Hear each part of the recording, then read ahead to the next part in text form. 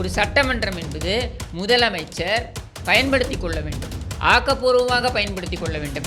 எதற்காக? தான் நிர்வாகத்தின் மீது கவனம் செலுத்துகிறேன் என்பதனை பதிவு செய்வதற்காக பயன்படுத்த வேண்டும். இந்த முதலமைச்சர் செய்கிறாரா? ஏதாவது ஒரு ஆக்கப்பூர்வமான விவாதத்தில் இந்த முதலமைச்சர் கலந்து கொண்டு பேசியிருக்கிறாரா? ஏதாவது ஒரு ஆக்கப்பூர்வமான பதில் இந்த முதலமைச்சரிடமிருந்து வந்திருக்கிறது? கடினமான கேள்விகள் கேட்கப்படும் பொழுது எதிர்க்கட்சி வரிசையில் யார் பேசுகிறார்களோ அவர்களுடைய அந்த ஒளிபரப்பு துண்டிக்கப்படுகிறது. அதற்கப்புறம் இவர்களாக ஒன்று எழுதி கொடுக்கிறார்கள், அதை அப்படியே வாசிக்கிறார் முதலமைச்சர். இதுதான் நடக்கிறது. சென்னைக்கு பாதிப்பு என்றால் 6000 ரூபாய் அறிவிக்கிறீர்கள், விழுப்புரத்திற்கும் கள்ளக்குறிச்சிக்கும் கடலூருக்கும் பாதிப்பு என்றால் வெறும் 2000 ரூபாய் தான் அறிவிக்கிறீர்கள். நீங்கள் என்ன பிச்சை போடுகிறீர்களா என்பது கேள்வி. இந்த கேள்வியை கூட ஒரு உறுப்பினர் கேட்கக்கூடாது என்றால் அது எதற்காக சட்டசபை என்று ஒன்று நடந்து கொண்டிருக்கிறது? நீ உதவாநிதிக்கு நீங்கள் பாராட்டு மழை பொழியென்றால் நீங்கள் பேச அனுமதிக்கப்படுவீர்கள். ஸ்டாலினுக்கு பாராட்டு மழை பொழிகிறீர்கள் என்றால் நீங்கள் பேச அனுமதிக்கப்படுவீர்கள். மாப்பிள்ளை சார் என்று ஒருத்தன் உட்கார்ந்திருக்கான் பாருங்க, அவனுடைய சிபாரிசில் நீங்கள் வந்தீர்கள் என்றால் நீங்கள் பேச அனுமதிக்கப்படுவீர்கள். இல்லை என்றால் உங்களது பேச்சிற்கு அங்கே மதிப்பு இருக்காது என்பதை விட உங்களை பேச அனுமதிக்க மாட்டார்கள். ஒவ்வொரு கூட்டணி கட்சி தலைவராக நீங்கள் புலம்பிக் கொண்டிருப்பது, அதுவும் அந்த கூட்டணியில் இருந்து கொண்டே புலம்பிக் கொண்டிருப்பது என்னென்ன எடுத்துக்கிறது? இதனால் தான் சொல்கிறோம், ஆளும் கட்சியை விட, அதாவது இந்த ஆளும் அயோக்கியர்களை விட, இந்த அயோக்கியர்களுக்கு மௌன சாட்சிகளாக துணை போகின்ற கூட்டணி கட்சிகளைத்தான் நாம் முதலில் கண்டிக்க வேண்டும். இவர்களை தான் முதலில் நாம் இந்த தேர்தல் அரசியலிலிருந்து அப்புறப்படுத்த வேண்டும். எப்படி அப்புறப்படுத்த முடியும்? இவர்களை டெபாசிட் கூட கிடைக்காத அளவிற்கு தோற்கடிக்க வேண்டும். ஏனென்றால் இவர்கள் இருக்கிறார்கள் என்ற துணிச்சலில் தான் அவர்கள் அந்த ஆட்டம் போடுகிறார்கள். இவர்கள் என்ன அடிமைப்படுத்தினாலும், அசிங்கப்படுத்தினாலும், கொடுமைப்படுத்தினாலும், அவமானப்படுத்தினாலும் அதையெல்லாம் சகித்து கொண்டு, எப்படி நாஞ்சில் சம்பத் சொன்னார்ல, துப்பினா தொடச்சிக்குவோன்னு, அந்த மாதிரி ஸ்டாலினும் உதவாநிதியும் துப்பினாலும் இவர்கள் துடைத்து கொண்டு அங்கேயே தான் இருப்பார்கள். இவனை ஆட்சியில் வந்து நீ அமர்த்தினாய் என்றால் தமிழகத்திற்கு கேடு என்று சொன்னோமே, அதையெல்லாம் கேட்காமல் ஸ்டாலின் தான் வராரு, விடியல் தர போறாருன்னு போய் நின்னீங்களே, விடியல் வந்துருச்சா? இவர்கள் செய்வதையெல்லாம் அவர்கள் வேடிக்கை பார்த்து கொண்டிருக்கிறார்கள். அவர்களும் மௌன சாட்சியாக வேடிக்கையை பார்த்து கொண்டிருக்கிறார்கள். ஆனால் உங்களை போல அவர்கள் விலை போக மாட்டார்கள். எங்கே எப்பொழுது இதற்கு உரிய பதிலளிக்க வேண்டும் என்று அவர்களுக்கு தெரியும். அதை அவர்கள் கச்சிதமாக செய்வார்கள். அன்றைக்கு முக்காடு போட்டுக்கொண்டு செல்ல போகிறது ஸ்டாலினும் அந்த உதவாநிதியும் மட்டுமல்ல, அவர்களுக்கு முன்னால் செல்ல போவது நீங்கள் எல்லாம் தான்.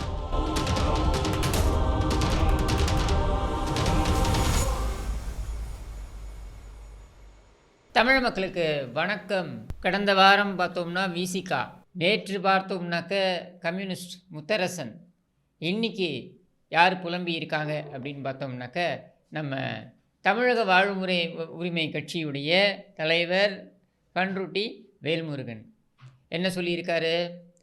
எங்களுடைய குரல் வலையெல்லாம் நசுக்கப்படுகிறது, நாங்கள் சட்டமன்றத்தில் எதுவுமே பேச முடியவில்லை, நாங்கள் அரசாங்கத்திற்கு எதிராக எந்த விமர்சனத்தை வைத்தாலும் அதற்கு உடனேயே எங்களை அமர சொல்கிறார்கள் அல்லது வாய் மூடச் சொல்கிறார்கள், வாய்ப்பூட்டு போட முயற்சிக்கிறார்கள் அப்படின்னு புலம்பி இருக்கிறார்.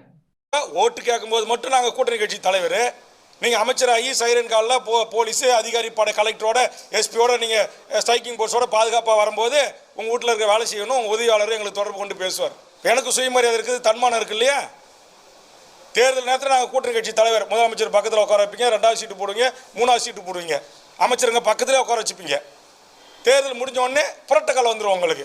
உங்கள் ஆளுங்கட்சி கடலூர் எம்எல்ஏ, இந்தாண்ட நெய்வேலி எம்எல்ஏன்னு பக்கத்தில் உட்கார வைப்பீங்க. துண்டறிக்கையிலும் அரசனுடைய விழாக்கள்லையும் பிஆர்ஓ கேட்டால் மேலெடுத்து உத்தரவு. எந்த மேலிடம்? ஏன் அந்த மேலிடம் அந்த தவறு என்ன திருத்தலை இது வரைக்கும்? இப்போ என்ன நினச்சிக்கிட்டு இருக்கிறீங்க? இதற்கெல்லாம் கண்டிப்பாக தேர்தல் நேரத்தின் போது மக்கள் எதிர்வினை ஆற்றுவார்கள். இதையெல்லாம் மக்கள் பார்த்துக்கிட்டு இருக்கிறாங்க. அதனால் மாண்புமிகு முதலமைச்சர், உங்கள் மேலே எனக்கு ஒரு நபர் மீது நம்பிக்கை இருக்கிறது. உங்கள் காதுக்கு உண்மையான செய்தி வர இதைத்தானே நாங்கள் 3 வருஷமாக சொல்லிக்கிட்டு இருக்கோம். விசிகா திருமாவளவனுக்கு சொல்லக்கூடியது, முத்தரசனுக்கு சொன்னது, இப்போ அடுத்தது பண்ருட்டி வேல்முருகனுக்கும் இதைத்தான் நாங்கள் சொல்கிறோம். அதாவது நீங்கள் கூட்டணி கட்சி அப்படின்னா தோழமையாக இருக்கக்கூடிய கட்சி தானே தவிர்த்து அடிமை சாசனம் கொடுத்து விட்ட கட்சிகள் கிடையாது. எப்பொழுது நீங்கள் அடிமை சாசனத்தை எழுதி கொடுத்து விட்டீர்களோ அப்பொழுது இதெல்லாம் நடப்பது என்பது ஆச்சரியமே கிடையாது. அங்கே பிரதான எதிர்க்கட்சியாக இருக்கக்கூடிய அனைத்து இந்திய அண்ணா திராவிட முன்னேற்றக் கழகத்துடைய பொதுச் செயலாளரும் எதிர்க்கட்சி தலைவருமான திரு எடப்பாடி பழனிசாமி அவர்களுடைய குரலே அங்கே நசுக்கப்படுகிறது. அவர் பேச எழுந்தாலே லைவை கட் பண்ணுறாங்க. அப்படின்னும் பொழுது பண்ருட்டி வேல்முருகன் நியாயமான கோரிக்கைகளை வைத்தாலும் அவர் என்ன கேட்டுட்டாரு? நானும் கடந்த 3.5 ஆண்டுகளாக பார்த்துக்கிட்டு இருக்கேன். அவர் எப்பொழுதெல்லாம் சட்டமன்றத்தில் பேச எழுந்துக்கிறாரோ அப்பொழுதெல்லாம் அவரை மட்டம் தட்டுவது, ஏளனமாக பேசுவது, அவரை கேலி செய்வது, இதைத்தான் வழக்கமாகவே வைத்திருக்கிறார் அப்பாவு. அப்போ பேரவைத் தலைவராக இருக்கக்கூடிய அப்பாவு ஆளும் கட்சிக்கு ஜால்ரா போடுபவர்களை மட்டும்தான் அனுமதிப்பேன். அந்த ஆளும் கட்சிக்கு ஜால்ரா போடுபவர்கள் ஆளும் கட்சியினர் இந்த உதவாநிதிக்கு ஜால்ரா போடும் பொழுதும் அதைவிட மிஞ்சும் அளவிற்கு தானே சென்று ஜால்ரா போடுவதும் மட்டுமே சட்டமன்றத்தில் நடக்கக்கூடிய விஷயங்கள், நடக்க வேண்டிய விஷயங்கள் என்று வைத்திருக்கிறார்கள். இப்படியான ஒரு சட்டமன்றம், அதனால தான் இதை நான் வெட்டி மன்றம்னு சொன்னேன். இப்படியான ஒரு சட்டமன்றத்தில் பண்ருட்டி வேல்முருகன் ஏற்கனவே ஒரு முறை இப்படித்தான் எழுந்து புலம்பினார். பகிரங்கமாக அந்த பேரவைத் தலைவரை பார்த்து சொன்னார், நாங்கள் எல்லோரும் பேசுவதை விட அதிகம் நீங்கள் பேசுகிறீர்கள் என்று. அவர் மட்டும் சொல்லலை, ஆளும் கட்சி தரப்பிலேயே ஏன் வாங்குகிற காசுக்கு மேலே நீ கூவுற, அப்புறம் நாங்கள்லாம் எதுக்கு என்கிற தொனியில் துரைமுருகனே பேசினார். நீங்கள் தான் அதிகம் பேசிக்கொண்டிருக்கிறீர்கள் சட்டமன்றத்தில் அப்படின்னு சொல்லிட்டு.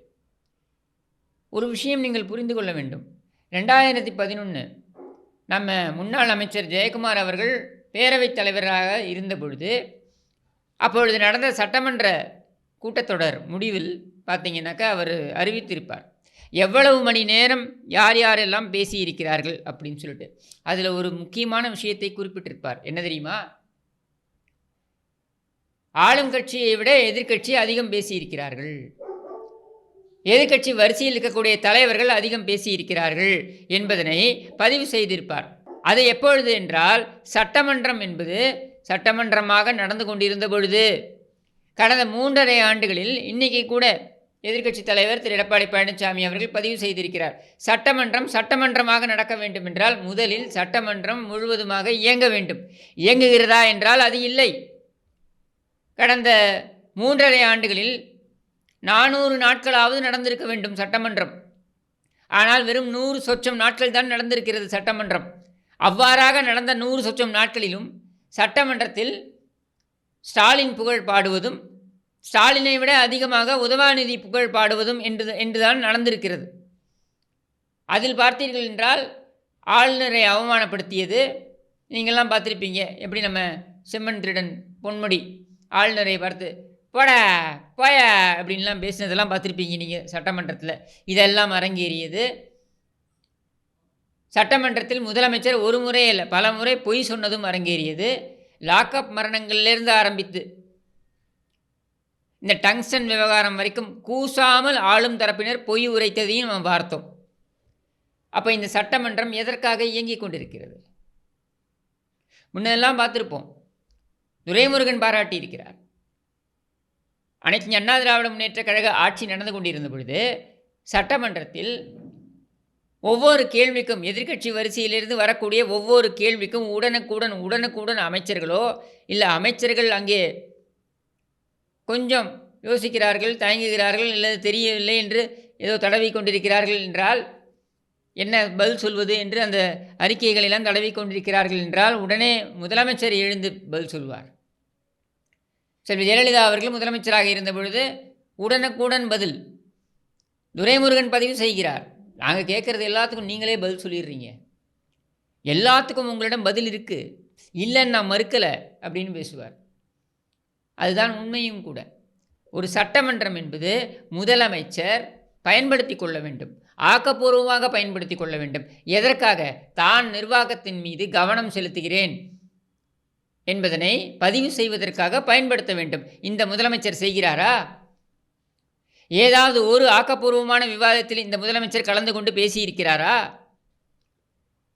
ஏதாவது ஒரு ஆக்கப்பூர்வமான பதில் இந்த முதலமைச்சரிடமிருந்து வந்திருக்கிறதா என்றால் இல்லை. மாறாக கடினமான கேள்விகள் கேட்கப்படும் பொழுது எதிர்க்கட்சி வரிசையில் யார் பேசுகிறார்களோ அவர்களுடைய அந்த ஒளிபரப்பு துண்டிக்கப்படுகிறது. அதற்கப்புறம் இவர்களாக ஒன்று எழுதி கொடுக்கிறார்கள். அதை அப்படியே வாசிக்கிறார் முதலமைச்சர். இதுதான் நடக்கிறது. இப்போ சமீபத்தில் டங்ஸ்டன் விவகாரம் குறித்து மடக்கி மடக்கி கேள்வி கேட்கப்பட்ட பொழுது அதிசயத்திலும் அதிசயமாக அந்த ஒரு ஒளிபரப்பு மட்டும் காண்பிக்கப்பட்டது. எதிர்க்கட்சி தலைவர் பேசுவது காண்பிக்கப்பட்டது. முதலமைச்சரை காணோம், பதில் சொல்ல முடியல. உடனே என்ன பண்ணார்? துரைமுருகன் வேட்டிக்கு பின்னால் போய் ஒழிந்து கொண்டார். துரைமுருகன் எழுந்து இந்த கோமாளித்தனமெல்லாம் எப்பவும் வழக்கமாக பண்ணக்கூடிய கோமாளித்தனத்தை எல்லாம் செய்து அப்படியே அதை திசை திருப்ப முயற்சி செய்தார். ஆனால் எதிர்க்கட்சி தலைவர் கேட்ட கேள்வி ஒன்று தான். 10 மாதங்களாக இது குறித்து என்ன செய்தீர்கள்? மத்திய அரசு கேள்வி கேட்டதுக்கப்புறம் உங்களிடமிருந்து பதில் வரவில்லையே, ஏன் வரவில்லை? உங்களுக்கு அக்கறை இல்லையா என்பது தான் கேள்வி. அதற்கு கடைசி வரையில் பதில் வரவில்லை. இப்போ நம்ம பண்ருட்டி வேல்முருகன் அவருக்கு வருவோம். வேல்முருகன் அவர்கள் என்ன தன்னுடைய தனிப்பட்ட சொத்துக்கு சம்பந்தமாக கேட்டாரா, அல்லது தன்னுடைய தனிப்பட்ட ஏதாவது வழக்கு சம்பந்தமாக அவர் கேட்டாரா? எனக்கு தெரிந்த ஒரு பல வழக்குகளை சந்தித்து கொண்டிருக்கிறார்.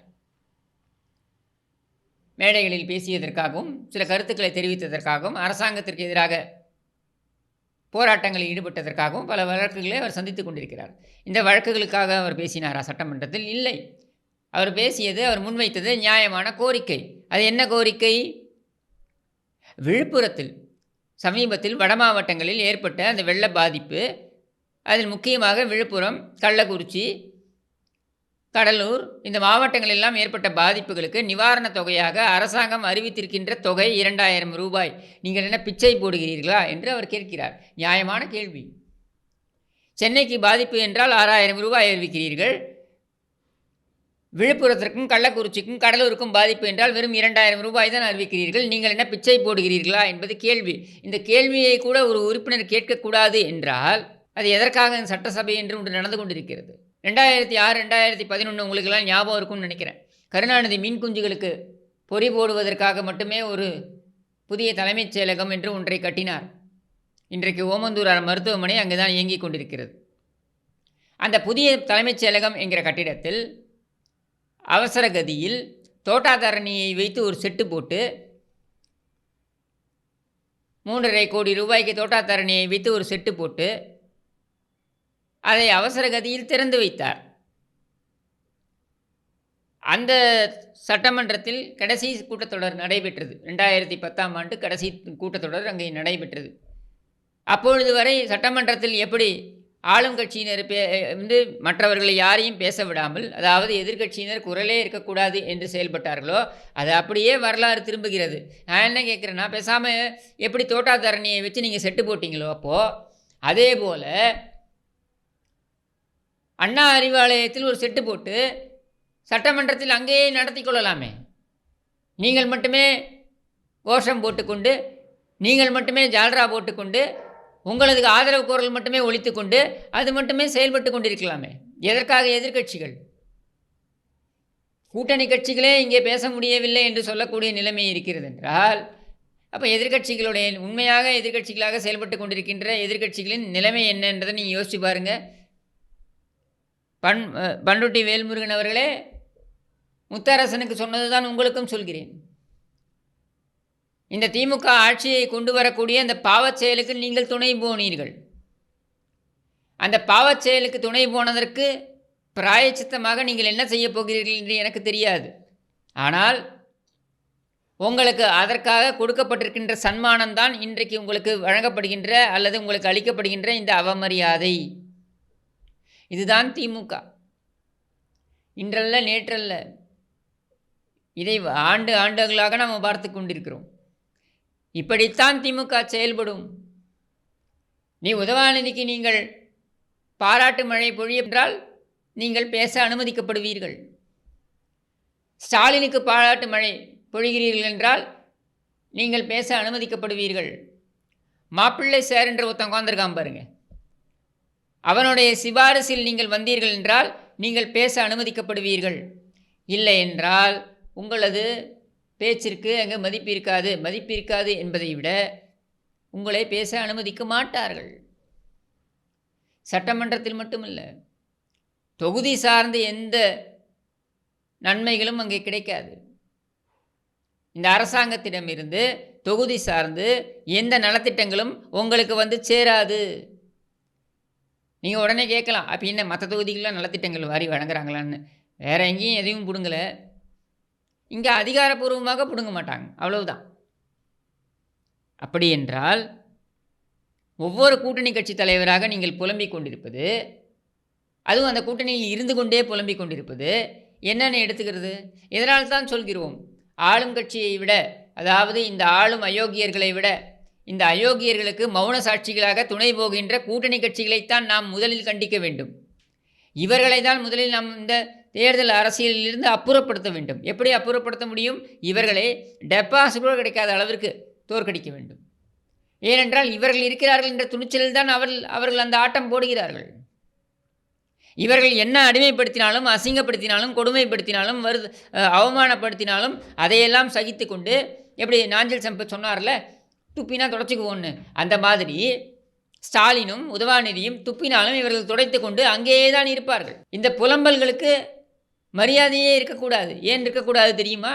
3.5 ஆண்டுகள் வாய்மூடி இருந்து கொண்டு இப்பொழுது தேர்தல் இன்னும் 1.5 ஆண்டுகள் வரப்போகிறது என்கிற நிலையில் தொகுதியில் இருப்பவர்கள் கேள்வி கேட்பார்கள் என்ற காரணத்தினால் இவர்கள் ஏதோ அந்த முக்கல் முடங்கல் புலம்பல் இதெல்லாம் வருகிறது. இதை ஏன் நாம் பொருட்படுத்த வேண்டும்? இதற்கு ஏன் நாம் மதிப்பளிக்க வேண்டும்? உன்னுடன் தோழமையாக இருந்து, உன் மீது சவாரி செய்து, உன்னை வைத்து கொண்டு, உன்னை காரணம் காண்பித்து, உன்னை கணக்கு காண்பித்து, உன்னை வைத்தே ஆட்சிக்கு வந்தவனே உன்னை கண்டுகொள்ளவில்லை, உன்னை மதிக்கவில்லை, உன்னை அவமரியாதை செய்கிறான் என்றால், படித்து படித்து சொன்னோமே உன்னிடம், இவனை ஆட்சியில் வந்து நீ அமர்த்தினாய் என்றால் தமிழகத்திற்கு கேடு என்று சொன்னோமே, அதையெல்லாம் கேட்காமல் ஸ்டாலின் தான் வராரு, விடியல் தர போகிறாருன்னு போய் நின்னீங்களே, விடியல் வந்துருச்சா? உங்கள் தொகுதிக்கே வரலன்னு நீங்கள் தானே புலம்புறீங்க. உங்களாலேயே சட்டமன்றத்தில் பேச முடியலன்னு நீங்கள் தானே புலம்புறீங்க. அப்படி என்றால் குற்றவாளி யார்? ஸ்டாலினா? இல்லை, அதை விட அதிக பொறுப்பு உங்களுக்குத்தான். உங்களால் தான் இந்த ஆட்சி, இந்த அவல ஆட்சி வந்தது. உங்களால் தான் இந்த ஆட்சி நீடிக்கும் என்கிற இருமாப்பில் அவர்கள் இருக்கிறார்கள். உங்களை வைத்து கொண்டு தான் அவர்கள் நாங்கள் 200 தொகுதிகளை பிடிப்போம் என்று சொல்கிறார்கள். அப்படி என்றால் இந்த பாவச் செயலுக்கு திமுகவை விட அதிக பொறுப்பாளிகள் நீங்கள் தான். அதனால் தான் சொல்கிறோம், திமுகவை வீழ்த்துவது என்பது ஒரு பக்கம், அதைவிட அதிகமாக, அதைவிட முனைப்பு காண்பிக்க வேண்டியது உங்களையெல்லாம் வீழ்த்துவதற்குத்தான். உங்களையெல்லாம் ஓட ஓட விரட்ட வேண்டும். உங்களையெல்லாம் டெபாசிட் கூட கிடைக்காத அளவுக்கு அனுப்ப வேண்டும். ஏனென்றால் நீங்கள் திமுக என்கிற விஷக்கிருமிக்கு, அந்த விஷச்செடிக்கு தீனி போட்டவர்கள். தொடர்ந்து உங்களது மௌன சாட்சியின் காரணமாக தீனி போட்டு கொண்டிருப்பவர்கள். இப்பொழுதும் தைரியமாக, துணிச்சலாக, திராணியுடன் நாங்கள் இந்த கூட்டணியிலிருந்து வெளியேறுகிறோம், எங்களுக்கு மரியாதை இல்லை என்று சொல்ல உங்களால் முடியலையே. மாறாக எங்களை எப்படி நடத்துகிறார்களே, எங்களது குரல் விலையெல்லாம் இப்படி நசுக்குகிறார்களே, நாங்கள் எல்லோரும் பிச்சைக்காரர்களா என்றெல்லாம் புலம்பி என்ன பயன்? மக்கள் பிச்சைக்காரர்கள் கிடையாது. இவர்கள் செய்வதையெல்லாம் அவர்கள் வேடிக்கை பார்த்து கொண்டிருக்கிறார்கள். அவர்களும் மௌன சாட்சியாக வேடிக்கையை பார்த்து கொண்டிருக்கிறார்கள். ஆனால் உங்களை போல அவர்கள் விலை போக மாட்டார்கள். எங்கே, எப்பொழுது இதற்கு உரிய பதிலளிக்க வேண்டும் என்று அவர்களுக்கு தெரியும்.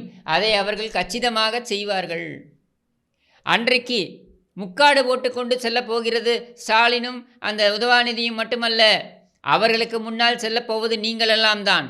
இப்பொழுதும் சொல்கிறேன், இவர்களுடன் நீங்கள் பயணிப்பீர்கள் என்றால், இந்த அவமானங்களை எல்லாம் சுமந்து கொண்டும் நீங்கள் அவர்களுடன் பயணிக்கப் போகிறீர்கள் என்றால், அவர்களை விட அதிகமாக ஏச்சையும் பேச்சையும் கேட்கப் போவது நீங்கள்தான்.